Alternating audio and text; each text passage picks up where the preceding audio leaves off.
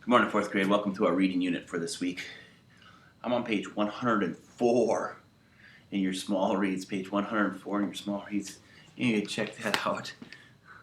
That's the Toad Queen.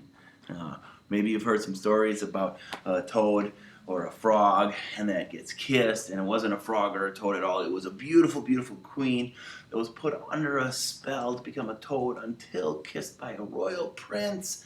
And then she'd come back to be this beautiful princess, but of course nobody wants to kiss a toad, especially not one that has warts.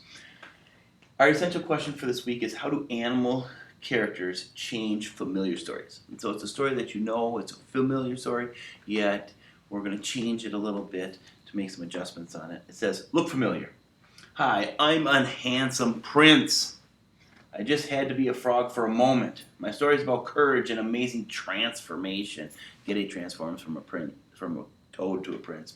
Of course, it ends happily. There are lots of great animal stories. What are some of your favorite?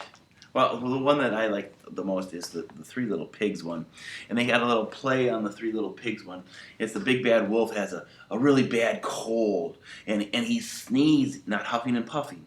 He's not huffing and puffing in Boulder House. He's sneezing, achoo, achoo, and he just wants the little pigs to let him in. And of course, little pigs won't let him in, so he huffs and he sneezes and blows the house in. Well, why would he let a poor little pig go to waste? So he eats the first little pig.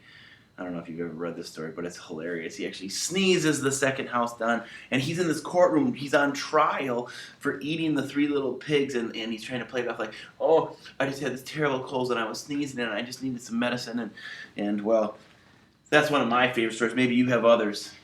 Not all animal stories are as smart and as charming as me, says the toad.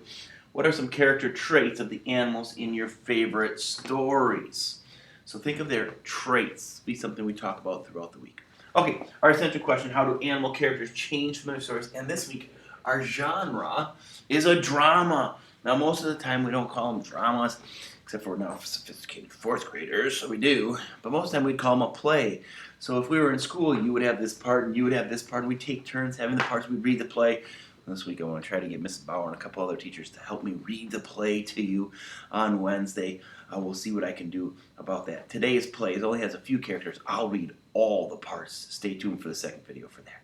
Until then, let's check out our vocabularies. You can turn the page now on page 106 to follow along as I read you the little sentences from the story.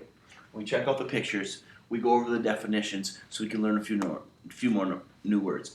Bigger vocabulary helps us be able to read a little bit tougher stories. The first one is annoyed. That looks like me almost every day of the week. Oh, get up, Mr. Bauer. Get up, go to school. Well, not really. That's more like Mrs. Bauer. Get up, Mrs. Bauer. It's time to go to school. Okay, I'm leaving, honey. See you in a little while. I just need 10 more minutes, she says. Shh, don't tell her I told you that. But it can be a little bit annoying if somebody wakes you up. What does annoyed mean? It means to feel bothered or irritated. Maybe you have a little sister who bothers or irritates you. Maybe you have a dog that's always at your ankles and you're trying to do your work and it's like, oh, you're so annoying. The sentence says, having to wake up early annoyed my father and made him grumpy. Number 2, attitude. We can see these pictures here of these young ladies, and they're pretty fired up. They got this big plant there, and you'll see what they're doing. It says the girls had fun working together because they both had a good attitude. I don't know what they're doing. Maybe it was Trees for Tomorrow, an organization that tries to plant millions of trees every year. Maybe it was a community service project. I notice almost everybody's got red shirts on, kind of like we wear our gray or pink Thrivent shirts to do a community service project. They're helping out, and they had a great attitude. What's an attitude? It's a way of thinking, acting, or feeling. And you can change your attitude. Some days you can have really, really good attitude, and some days you can have a bad attitude. The goal is that the good outweighs the bad. Good attitudes allows you to get a lot more things done. Number 3, the word is commotion.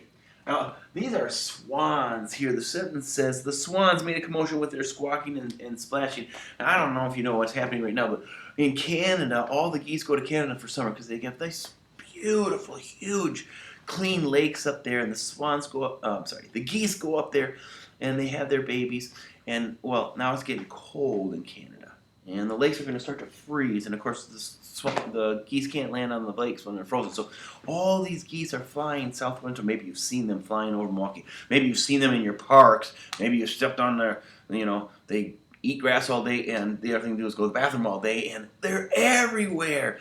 And if you get too close to them, they'll start honking at you their geese calls, and hey, what a commotion. A commotion is a noisy disturbance, making a big commotion. Cranky, boy, that guy didn't look like he got what he wanted for supper. Being hungry makes Neil feel cranky. The definition for cranky is someone who is grouchy or in a bad mood. Go ahead and make all your cranky faces. Yeah, cranky faces. Right, and cranky is sometimes it happens. Sometimes bad things happen. Sometimes we don't get what we want right away.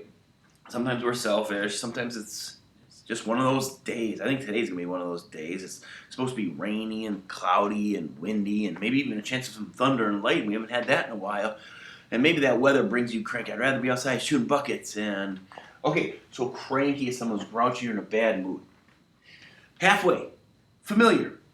I took a familiar route from the bus stop to my house so I would not get lost. You notice I gave you the definition or the antonym in that sentence. I would not get lost. And familiar is a well-known, and because it is heard or seen before. So you might have a familiar song that you love on the radio, and when it comes on, you just know it. Why? Because you've heard it many times before. Okay? There may be a TV show that you really like as you're flipping through the channels, and oh yeah, I've seen this before. It's a familiar show. Well known. Frustrated. You can see this girl looks a little bit frustrated. Oh, that's probably her Chromebook, and it won't turn on, or it won't work, or Mr. Bauer's video isn't making any noise, or whatever it is. She's a little bit frustrated. Frustrated means to feel disappointed by being kept from doing something. It's just frustrating. Everything should work. I think I lined it all up right, and then all of a sudden I play a video and there's no sound. That's frustrating. I get to make the video over. So maybe you have something that makes you frustrated.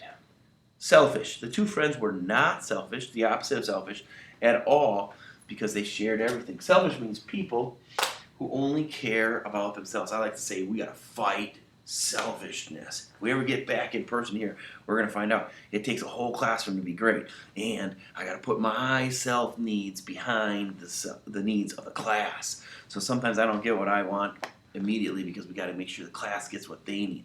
Selfish. Find yourself some people that are not selfish and make those guys your friends. You'll have a lot of fun. And then the last one, specialty. Understanding X-ray is a specialty that requires training and practice. You can see this young lady here, and she's looking at what would be an X-ray. I don't even have an idea what it is because I'm not that's not my specialty, but she definitely knows what she's looking at there. Something that someone does particularly well or gives extra attention to. Maybe you have something that is your specialty. I like to make some kinds of food at my house. That is my specialty. My dad passed a tradition on to me. They're called egg specialties. You take a piece of bread and you take a little glass and cut out the middle, like a little circle in the middle of your piece of bread. And then you put that on a frying pan with a little butter. And then you crack an egg and you put it right in that hole. And then you flip it over once and you cook it on the other side. And that's your egg specialty. It's like French toast and egg put together. That's my specialty. All right, guys. We got our vocabulary words.